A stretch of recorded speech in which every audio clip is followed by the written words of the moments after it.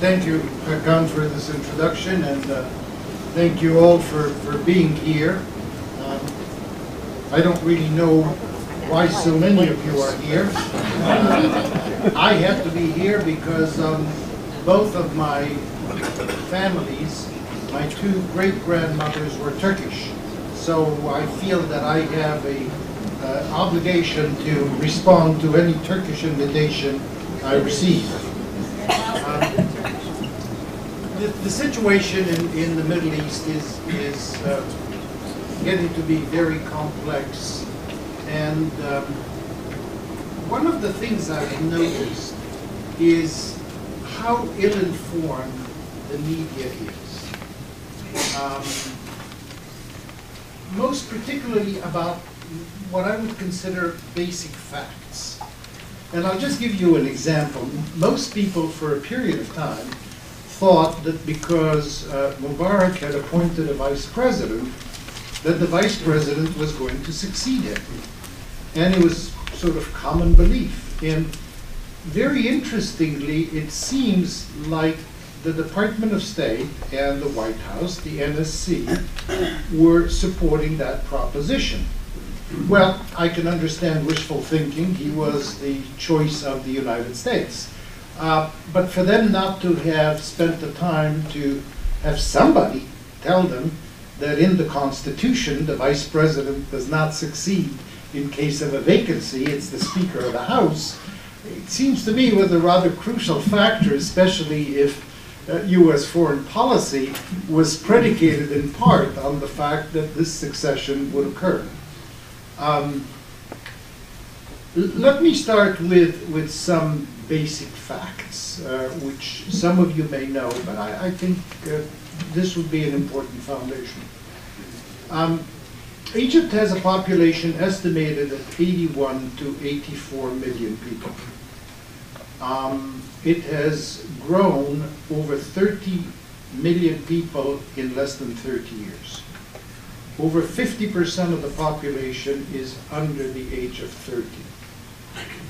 Over 50% unemployment in that age category.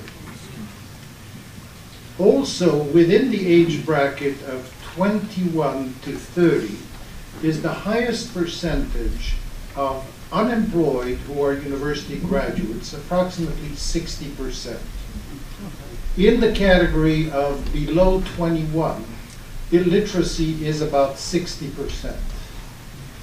The rate of income of over half of the population, that's about 40 million people, is between $2 and $5 a day.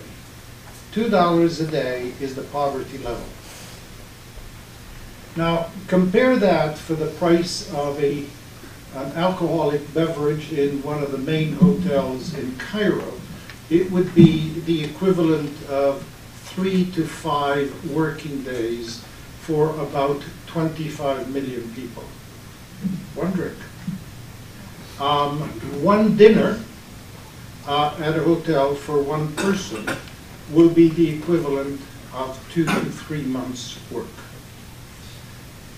This is to give you an idea of what some of the underlying facts are. Again, in terms of absolute numbers, the estimates is between 30 and 40 million people live in such a high density living area that you're speaking of 4 to 7 persons in a room.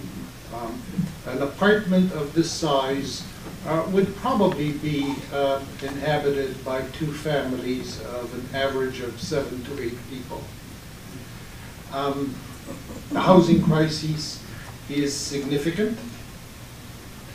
And if somebody would ask, well, why is the housing crisis in such a situation? Somebody would come and say, well, you know, housing requires cement and steel. You would say, yeah, so what? Well, lo and behold, about 5 years ago, a man in his 40s, who happens to have become the Secretary General of the National Democratic Party by the name of Mr. Is, who last week was arrested.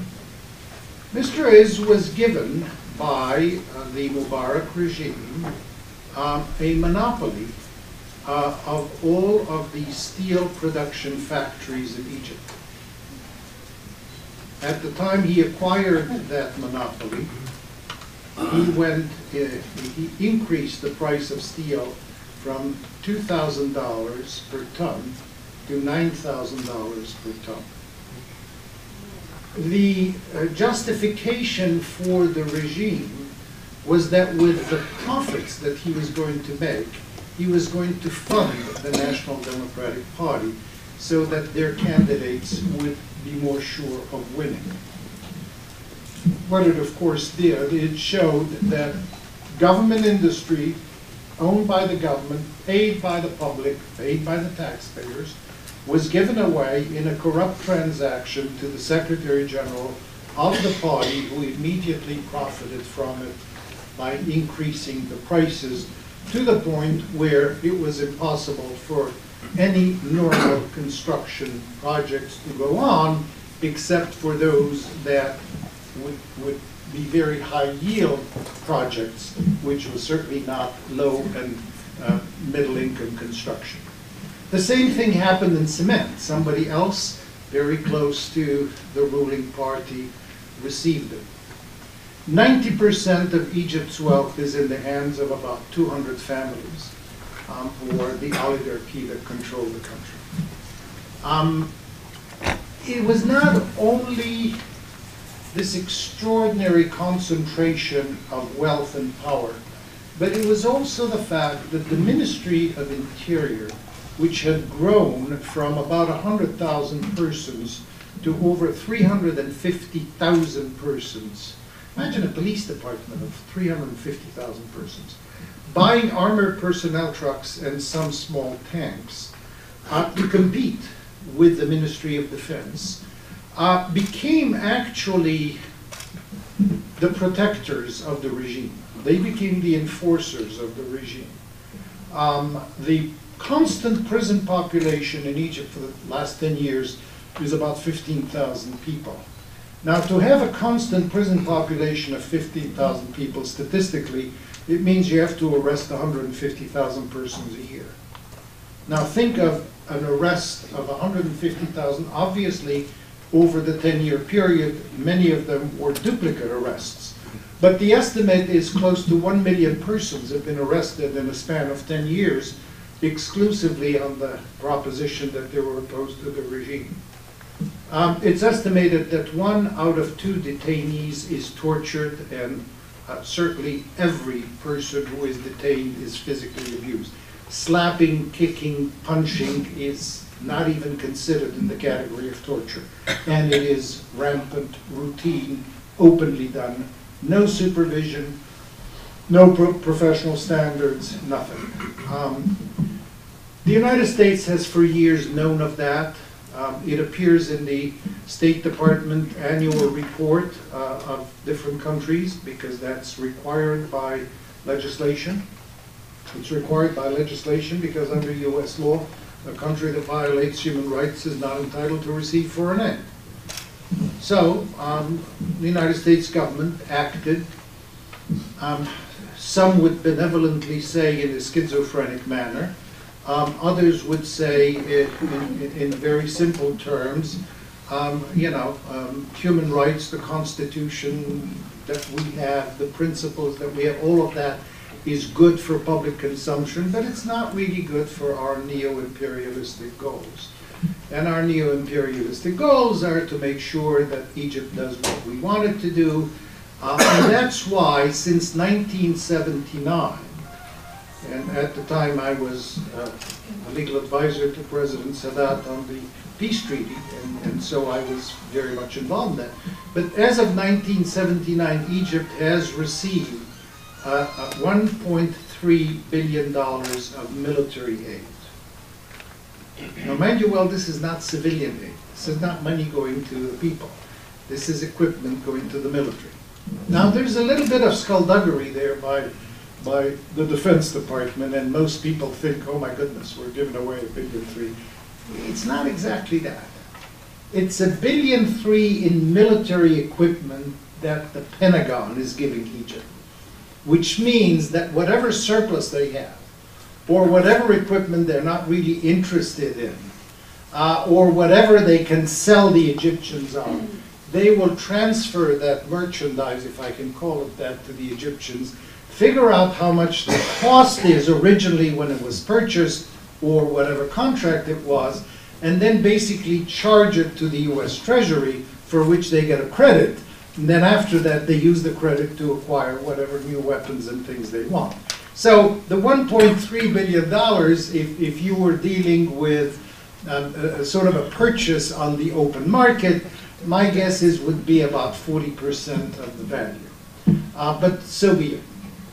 The point is, all of these toys went to the military to keep the military satisfied and on the side of the US government.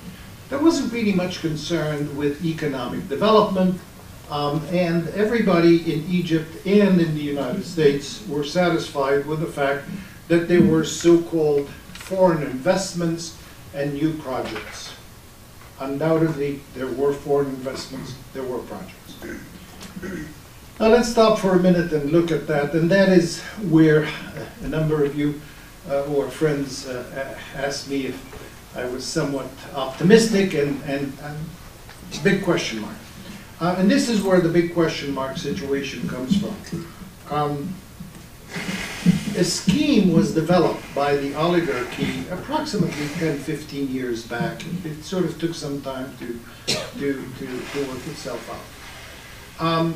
This was the time at which the Mubarak regime had decided to sell off all government property. So people who were close to the government would know, for example, when this piece of land would go on the block, or when this factory would go on the block, or when this industry would go on the block, and they would have the inside track buying it. And financing would be arranged by the bank. And so if you knew that factory X was going up for sale, and that you were the insider, and most people didn't even know where the sale would take place, you would come in with a sealed bid, you would be told what the sealed bid was, and you would have a letter of credit from a government-controlled bank. You would suddenly own the factory. Now that you've owned the factory, you would then re-evaluate the factory. It would not be evaluated on the basis of the sale price, because this was a fire sale. So suddenly this particular factory, which you bought for 10, is valued by an accounting or whatever firm is going to do the valuation at 80 or 90. Now you have two choices. You can either keep it and run it, or you can sell it. Well, if you want a quick turnover, you do what some of these people did about 8 months ago. One of the main public banks, called the Bank of Alexandria, was put on the block. This operation happened in the same way as I'm telling you. The Bank of Alexandria was sold in this absolutely fraudulent way, but openly fraudulent way. I mean, they make no bones about it. And it was bought by this particular individual for a price. Again, this is estimate. Nobody knows exactly. Estimate of $2 billion. The fascinating thing is, that's why I'm telling you, was done in an unabashed way.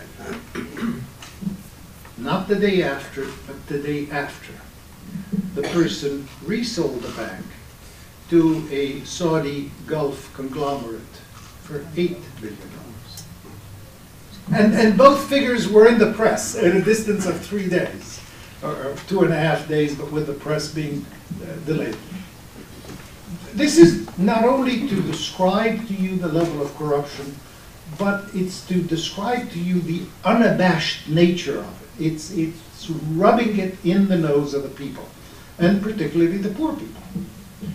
And of course, they couldn't care less. The 200 families couldn't care less. They've got the police supporting them. The army is totally marginalized, by the way, sits on the side, says, I don't want to have anything to do with the politics.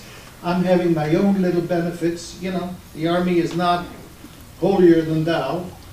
The army controls private sector industry that amounts to 20% of the economy. And they do everything from bottled water, which is sold publicly, to doing refrigerators and stoves and all sorts of things which they're selling. Now, some of you may think, well, there's nothing wrong in that. Well, there's nothing wrong in that, except that because it's the army, it doesn't pay income tax, or real estate tax, or any type of tax. And when it exports, it doesn't pay any tax. And because it doesn't have to report its income, because it doesn't pay tax, nobody knows how much income it makes.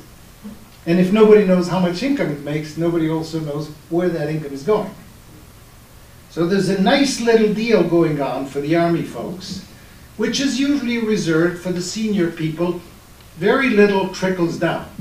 Reagan economics trickle-down effect has not reached that part of the world. Those who are at the top tend to keep what they get, and that's about it. The trickle-down effect is only if you work for them, and then they'll pay you less than what you are entitled to for a salary or for services. So you look at all of that and you say, you know, this is a pretty explosive situation. Now let me get back to the economics. What they did in the investment area, where a lot of money has gone in, and on paper, reports made by Egypt to the World Bank, the IMF as well, showed that there was significant investment coming in at a certain level.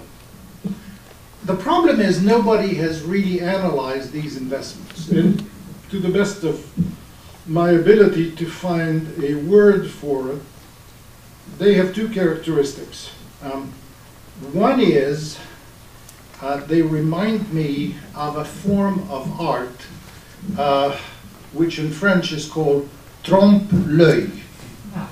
Trompe-l'œil is a design, and you can see it, there's a building at the corner of, I think, Chicago and LaSalle, where you have a huge drawing on something like that. And the trompe-l'œil is that the drawing looks like the building, but it's canvas.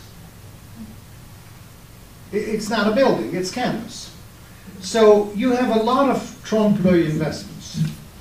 And the way these investments work, again, it's my analogy, sometimes lack imagination, but it's what I call a U-turn operation.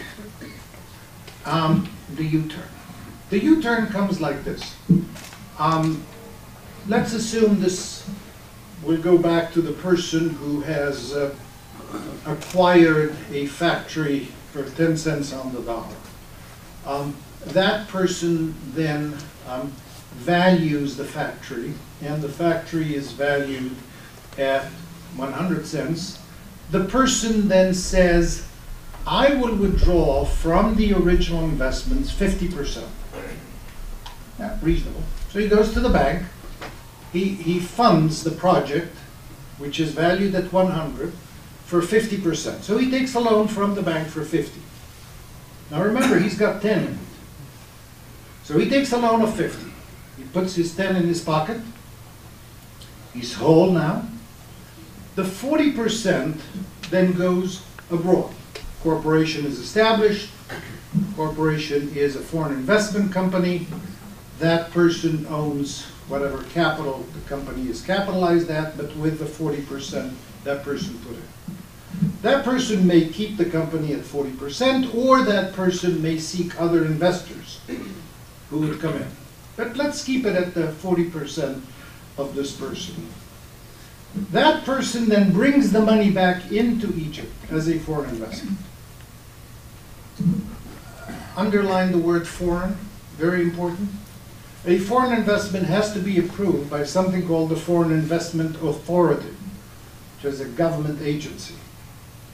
Very important, because If the project is approved by the Foreign Investment Authority, A, that project is entitled to have favorable bank loans, and B, you're entitled to take all of your money back out again, including your profits. On its face, it's fairly reasonable. You want to encourage foreign investments, but you want to encourage genuine foreign investments. But this is originally local money, which found its way out. It's now coming back, and you now have a project with the 40, whatever it is, that came in, which is the capital. You go with the 40 and you say, you know what I want to do? I want to do a tourism resort. And so you go, still part of the whole oligarchy, to the Ministry of Tourism, and you want to get a piece of land in the Sinai or in Sharm el-Sheikh. Well, you know, you want to make sure you get that. You get one of Mubarak's son in, you negotiate with him at 10 to 20% of the deal, or somebody else like him. Now you've got that support, and you go to the Ministry of Tourism, which authorizes you to build a hotel in Sharm el-Sheikh. And the Ministry of Tourism, because you're a foreign investor approved by foreign investment, obtains a grant of land for you. The grant of land is at a nominal price. A nominal price on a scale of 1 to 10 would be equivalent to 1. The moment you get your land, you've already made the difference between 1 and 10. Now, you now have a project which is valued at the 40 you brought in, plus the difference between 1 and 10 on the value of the property. You add those up, and you've got a significant project. And sure, you go ahead and you build your hotel. It is a profitable deal, and it looks good. Later to be identified as a former intelligence officer who was assigned by the Minister of Defense to set up a corporation in Delaware to take contracts from the Defense Department to transport the military equipment, which is part of our foreign aid assistance, to Egypt. All right, no problem with that. So there's a company that receives the contract, and, you know, why not an Egyptian making the profit? Problem is, this guy who had absolutely no idea of transportations or contracts or things like that, saw that the things at the Defense Department were done on a very routine basis. So he went and hired a former CIA agent to give him further cover. And the two of them said, well, you know, this looks like, you know, there's an Arabic word that has its origin in a Turkish word called tekiye. So why don't we increase the shipping of airplanes by 15%? They got paid for it. And they kept on going until they built up to 50%. What they didn't realize is that the Defense Department was paying, but that these statements were being audited, and that there was a period of time between the payment and the audit. And sure enough, when all these bills got to the audit department 7, 8, 9, 10 months later, they said, wait a minute, don't these people know that there is a schedule of what can be charged? They had no idea that there was an already established schedule. You know, a tank weighing so much, you know, would get so much, and an airplane wing weighing so much. So they charged them with a crime, that they were defrauding the US government. So here were these two chaps, former Egyptian intelligence officer, former CIA officer, were charged with a crime. And so they asked me, would you go and represent the man? So I went and looked into the file, and I said, I'll be damned if I'm going to represent these crooks. And I didn't. Well, the Egyptian government did everything possible to save the guy's neck, and they made a deal on political grounds, and the guy, who's, well, I'll use his first name, Mahmoud, made a deal and basically fled the country, and his attorney pled him guilty, and he received a probationary charge, with, of course, a prohibition of returning to the United States. Lo and behold, I discovered that before fleeing the country, he took $17 million out of this government-owned company, which was transporting the equipment for Egypt, and then sent it to Switzerland, and from there to Spain. And guess what? Many of you have seen over the years this beautiful hotel in Sharm el-Sheikh where all of the heads of state summits take place.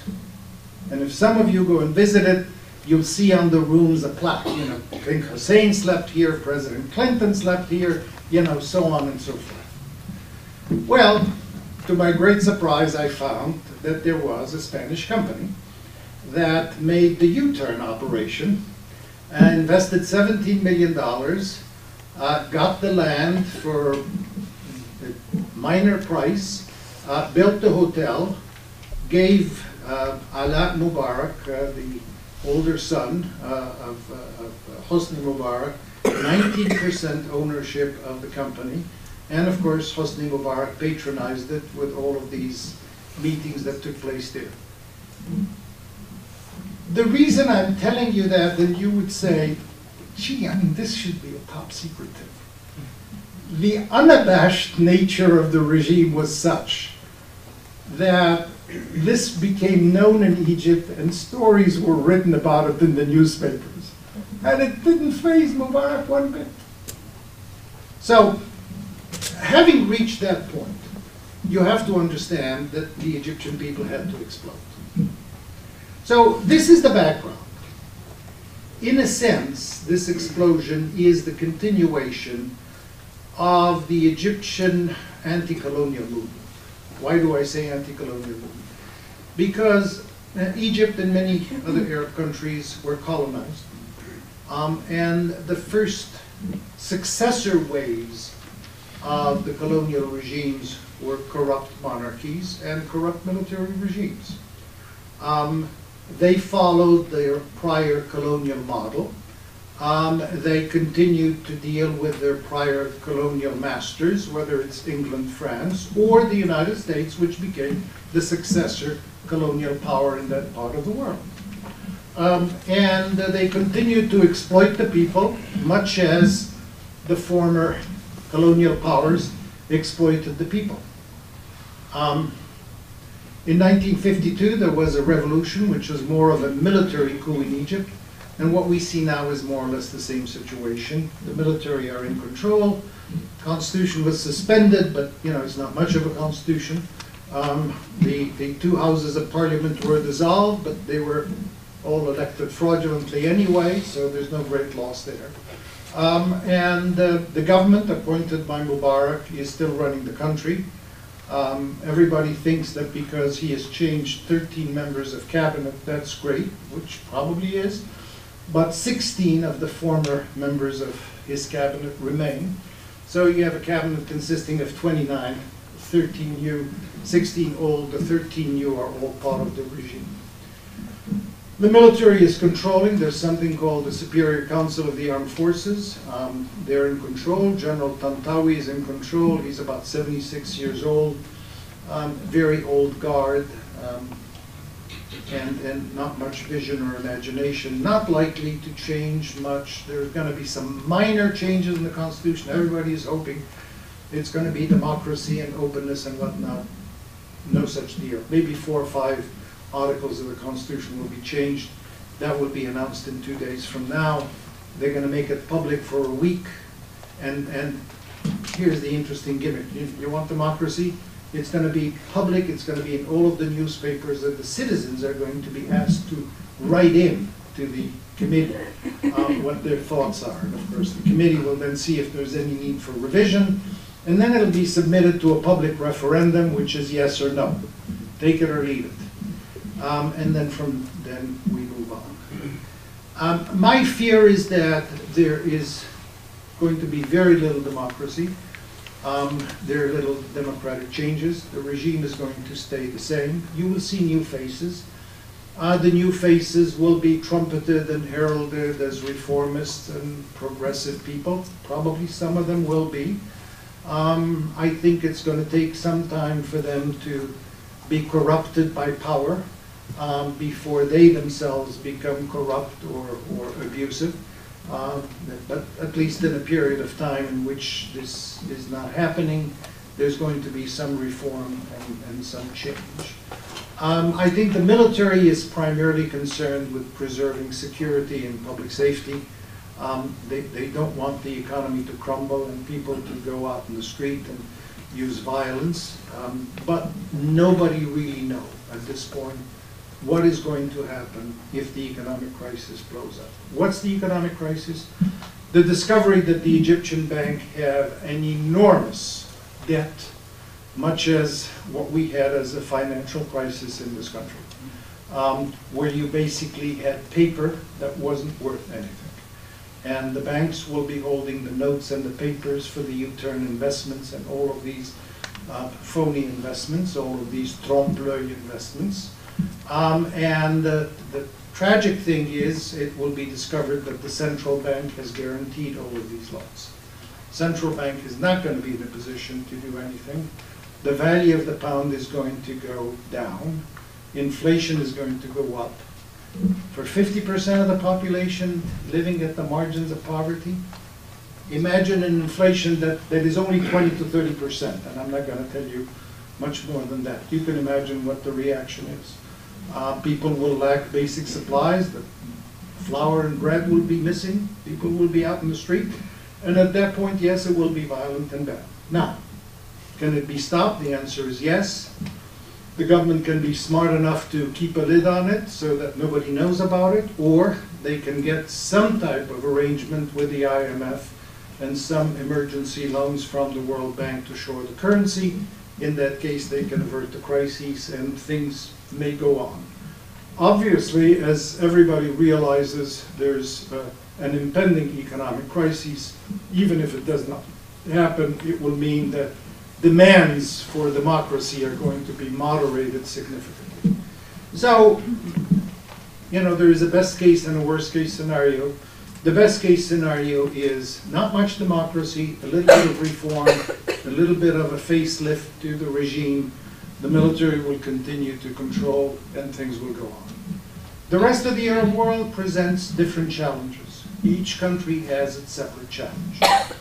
Probably the biggest hotspots are both Libya and Algeria. Algeria has not exploded yet, but it's likely to. Between 10 and 15 years back, Algeria had a civil war in which over 100,000 people were killed. It was on nobody's radar screen. The West didn't care about it, the United States didn't care about it.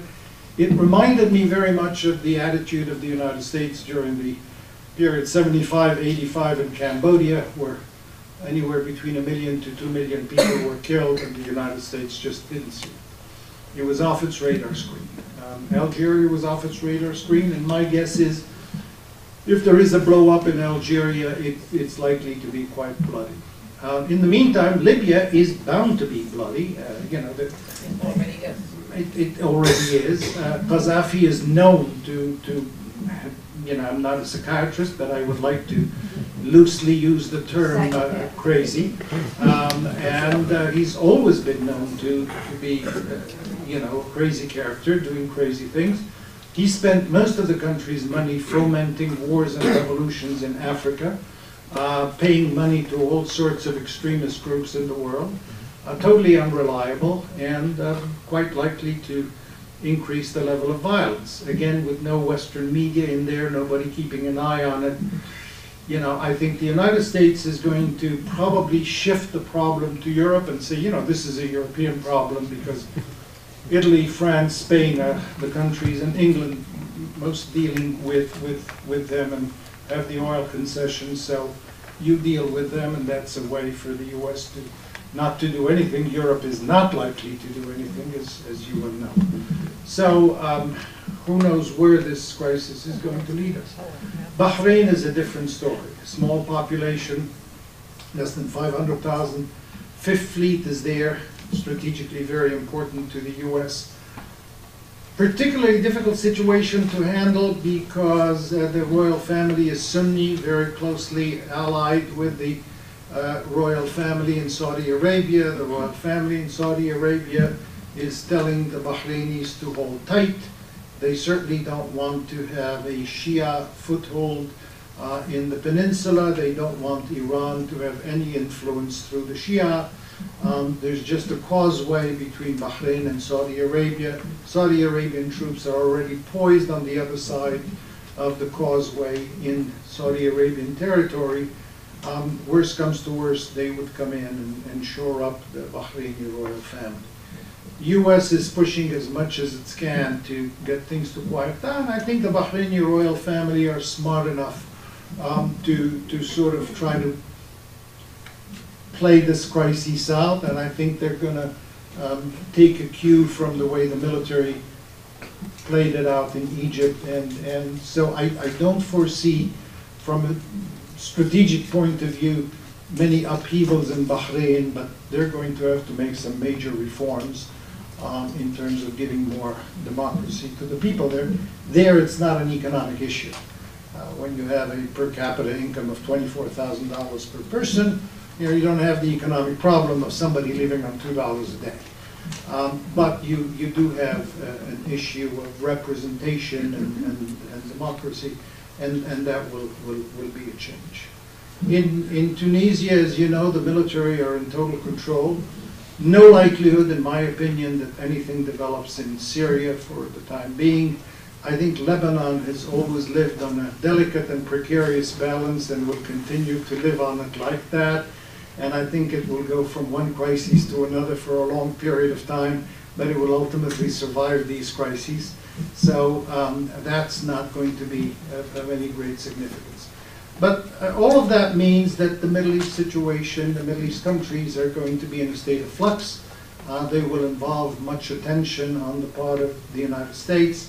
I don't know how much attention span our government can have for any issue in the world in view of the very pressing issues. If you were sitting in the White House and you've got to deal with Wisconsin and maybe Ohio and other issues involving labor law and other domestic political issues, there's just so much time you can spend on Egypt, Libya, Bahrain, Tunisia, etc. It's always Egyptians in medicine. Yes, there's somebody promised to send me a picture, which I'm looking forward to get, and that is a picture of a sign of somebody in Cairo said, "The Egyptian Revolution supports Madison, Wisconsin." I'm looking forward to getting it. But I don't know if you know, the Tea Partiers are saying that it's the Egyptians who have fomented this whole thing in Madison. It goes to show you that we're really living in the age of globalization. Yeah, really.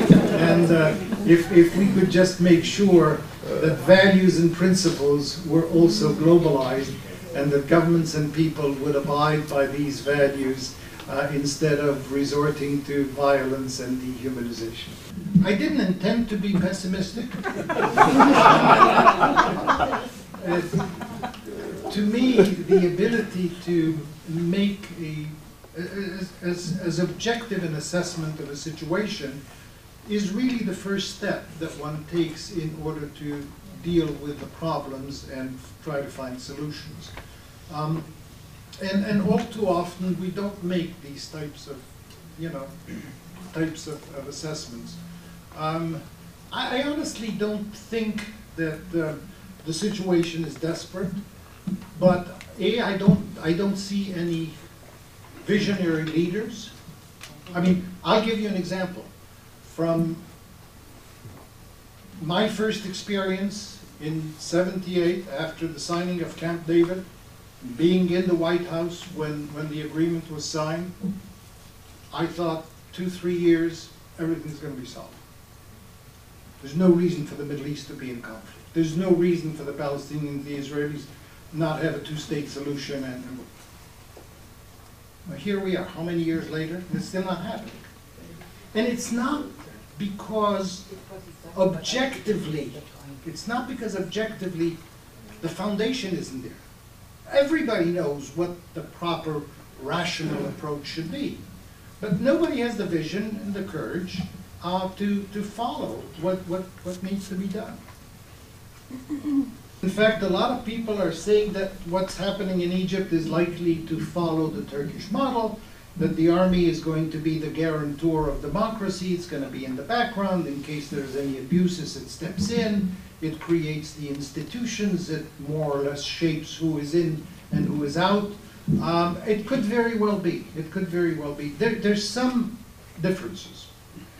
And the differences are, and I know there are a lot of Arabs in the room, and a lot of Turks, and I hope I'm not going to offend Jews. everybody.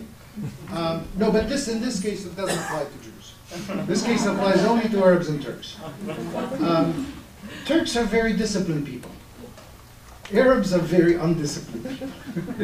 Yeah, what could work in Turkey may not work in the Arab world. You know, I mean, when it comes to, well, I'll take an example. Yeah, somebody like me who came out of Egypt, and you know, you have a choice between getting up early to go to work or staying up late and enjoying life. You know, you stay up late, you enjoy life. Tomorrow is another day. You Turks are more bullheaded and hard worker and more disciplined, and so I don't know if the Arabs will be able to follow, but it certainly is a possibility.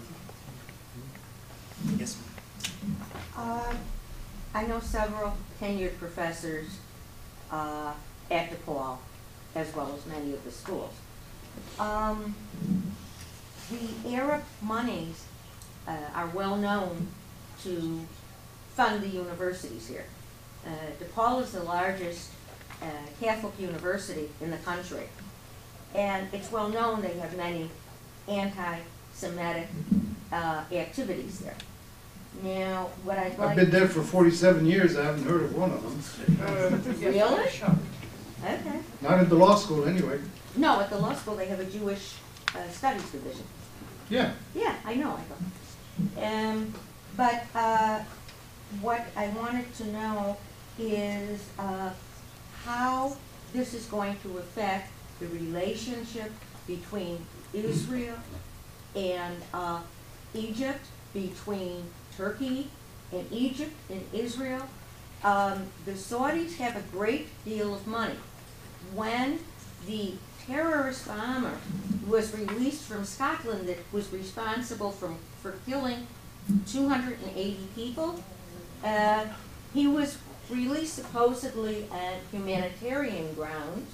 He's still alive 4 times longer than he was supposed to be, and he was released because England put pressure on Scotland because Saudi made an agreement with England for oil. Now, what I want to know is this going to happen? Is there going to be a lot of Arab money going? Yeah, the one thing I would caution you against is believing in conspiratorial theories. You know, I mean, human imagination can just spin so many of these stories. To the best of my knowledge, I don't know of any university in Illinois that has received a penny of money from Saudi Arabia. They have funded a program at Harvard and one program at Georgetown, but I don't know beyond that. The idea that the Saudi money is going to come and influence our American universities and our American thinkers, that's very far-fetched. Now, concerning Egypt and Israel, it's a done deal. It's a done deal. We've got a peace treaty. It's a done deal. Now, that doesn't mean that the Egyptians are going to like the Israelis. That's another story. They never did. That's okay. Yeah. There's 2 deserts between Egypt and Israel. One side says you live on your side of the border, and the other side you live, and that's fine. They don't have to love each other. I mean, we have the Consul General of Bosnia and a few people from Bosnia here. They don't particularly like the Serbs, but they don't have to like them. So long as the Serbs are on their side of the border, or the Croatians on their side of the border, fine. The world can go on. It's a big world, and the sun is big, and it can shine on everybody in the universe. So I don't think that's an issue. Now, what you'll see in a more democratic Egypt is more criticism of Israel in its dealings with the Palestinians and others. But you know what? I mean, if we're going to argue for democracy and human rights, I mean, let that be part of the international discourse. I'd like to start with the fact that the Egyptian military would not fire on the civilians. Correct. Well, what I was wondering is the Egyptian military really monolithic, or is there a division between, say, the lower level officers and the generals? And is it possible that the lower level officers and the rank and file of the Egyptian military will side with the protesters in Tahrir Square and enforce a real democracy? Yeah. The people at Tahrir Square were mostly younger people. They were organized by younger people. They were all under 35. Half of them, if not more, were university graduates. They used Facebook and Twitter. Their coordinator was the Google representative for the Middle East. And do you know who was the person orchestrating all of the demonstrations in Cairo? You'll never believe it. A 36-year-old single mother. 36-year-old mother who is an English teacher, born and bred in Egypt, with her 10-year-old girl. They took an apartment outside Tahrir Square. Her 10-year-old girl spent the whole 14 days with her, sleeping on the floor of that building. And that woman was running the whole show, you know. And personally, things like this are, to me, extraordinarily encouraging, because, you know, it means that, you know, all of these artificial barriers with women and discrimination against women, really, when it comes down to it, don't exist in the psyche of the people. Another very important factor is, you know, a lot of people have made a great deal to do of the division of religion. And you would look in Tahrir Square in particular, and you would see a large number of Christians. You would see sometimes when the Muslims would pray, the Christians would make a cordon around them. I saw a picture of a Coptic priest being carried on the shoulders of some. There was another guy whose picture was sent to me. He was sleeping and he had sunglasses, and he had a crescent on one side and a cross on the other. You know, things like this are extremely encouraging. But whether or not that will transpire to the top, I don't know. Now, facts. The army consists of 452,000 conscripts. Now, these are people from the people. You know, they don't have connections to get out of being conscripted. So you know they're lower economic level. These people will never fire on their brethren. You know, this is not Libya, where Gaddafi is bringing in mercenaries from Africa and other countries. This is not Bahrain, where most of their police is from Pakistan and other countries. I mean, these are the same folks coming from the same farms. So that's not going to happen. Rank and file officers are the same level. The one thing that throws off this equation is the age bracket. That is, the senior officers are of an older generation. But other than that, it's not going to happen. But you have to remember something very important. Culture. The military, no matter where they are, who they are, have a certain culture. And there's a certain culture of discipline, of obedience to superior orders, you know. So if things are well organized, you know, the military will be a strong stabilizing force. If we get to the point of, you know, orders to shoot the people, probably the senior military are not going to call on the conscripts, they're going to call on special forces. But that raises the question, then what will the rest of the army do? Yes, please. I'm not quite sure if this is the question, but when you started talking about the wealth of the country being concentrated up there in a few families, and you talked about the enormous prison population, I thought you were talking about the United States. And when I now hear with, I also made a connection between Egypt and Wisconsin in the last few days. How can this country stay democratic with this same pattern developing? Well, at the risk of maybe sounding again somewhat pessimistic, which I honestly am not. I am an eternal optimist. But you know, the one thing that sort of never ceases to amaze me is here we are over 200 years in the history of this country, and I haven't seen a single acknowledgement, let alone an apology for slavery. Right. I haven't seen much acknowledgement, let alone apology, for the extermination of the Native Yeah, the Americans. genocide. You know, and they both, in both cases, you can almost speak of genocide. It may not be there, but it's certainly not very far from it. There are a lot of things that are perplexing. I think we largely believe that when our Declaration of Independence says that we believe that all men, which obviously exclude most of you women, Right. Are born equal. Yeah, we never really meant the Native American. We never really meant the African American.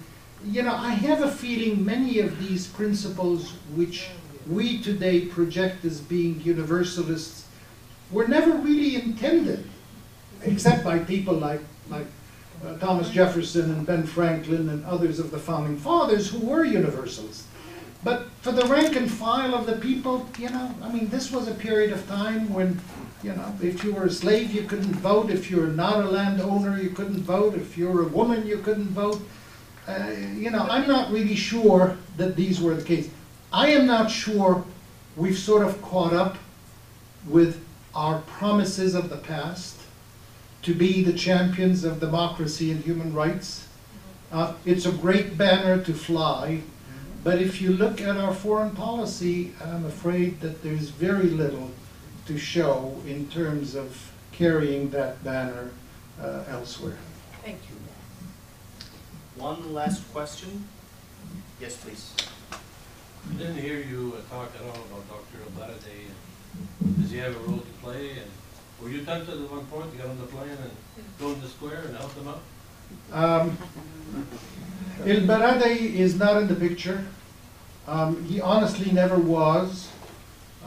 He was a figment of Western media. A small group of intellectuals and members of the Kifaya party saw him as a banner carrier. You know, it's impossible for somebody who's lived away from his country for so long to try to come back. Even if he can connect emotionally, he doesn't have a power base. He doesn't have an affiliation with the people. Unless he started out with a strong popular affiliation. I mean, if he had started out by spending 10 years of his career in government and, you know, fighting the traffic and getting on a public bus and, you know, playing soccer in the street, serving in the military, you know, getting shot at in one of the wars or whatnot, yeah, maybe, you know.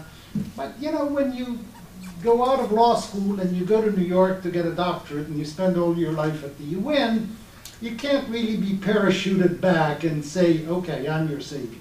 You know, that, you know, it happened about 2,000 years ago, but since then, you know, it didn't happen. Personally, I was involved, but my involvement was to advise the leadership of the January 25 movement. I wrote their manifesto, their demands, and played my role as supporter.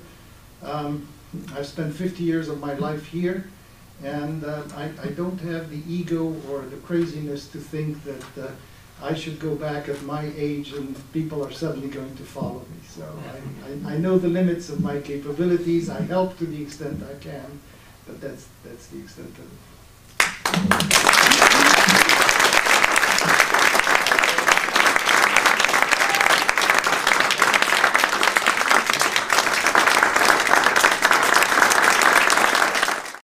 Niagara Foundation is fulfilling a very important cultural and educational mission. It is establishing very important bridges between Turkey and the United States, but more importantly, establish bridges between individuals, people to people. And it shows the commonality of the values of Muslims and non-Muslims, And I think this is a very important message that needs to be communicated from a Muslim country, developed as Turkey is, to the rest of the non-Muslim Western world.